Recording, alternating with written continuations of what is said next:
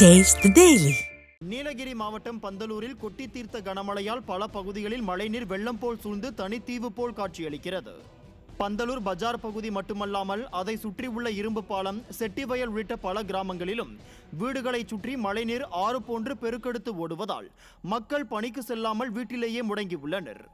இதேபோன்று பணிக்கு சென்று வீடு திரும்ப முடியாமல் பலரும் வெள்ளம் குறையும் வரை காத்திருக்க வேண்டிய சூழ்நிலை ஏற்பட்டுள்ளது. ஆறுகள் மற்றும் ஏரிகளை தூர்வாராததால் பந்தலூர் பகுதியில் வெள்ளப்பெருக்கு ஏற்பட்டுள்ளதாக அப்பகுதி மக்கள் குற்றம் சாட்டியுள்ளனர்.